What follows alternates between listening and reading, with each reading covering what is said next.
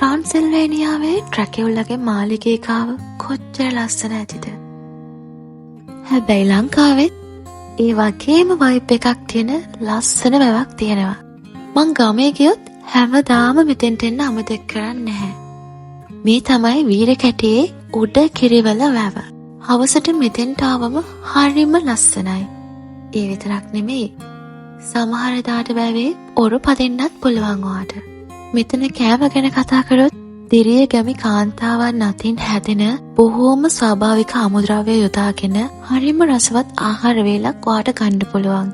මෙතනින් දවසේ ඒ වෙලාවට අදාළ කෑම ඔයාට ගන්නත් පුළුවන්. මට වෙලාවකට හිතෙනවා මම බයික් එකක් ගන්නවා කියලා ඩිසයිඩ් කරපු දවසේ තමයි මගේ ජීවිතේ ආපහු මං ඉපදුනේ කියලා. මට මතකයි ඉස්සර මම පැසෙන්ජර් ප්‍රින්සස් කෙනෙක් වෙලා ඉන්න කාලේ මට කෝල් කරලා අහන්න වෙනවා. ඔයා කීයට දෙන්නේ? අපි අද කොහෙද යන්නේ?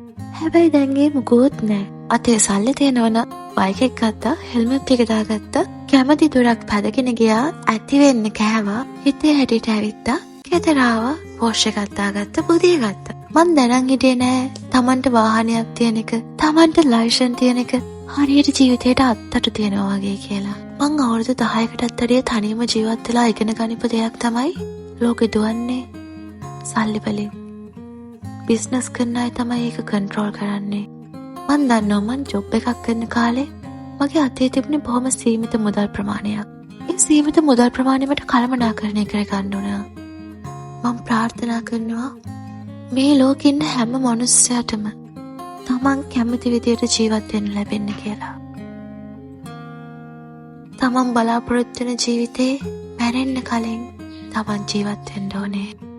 තමන්ගේ හීන හැබෑ වුණාට පස්සේ කොයි වෙලේ ඇස්පිය වුණත් මොකද? නවතින්නම්. වාෂේ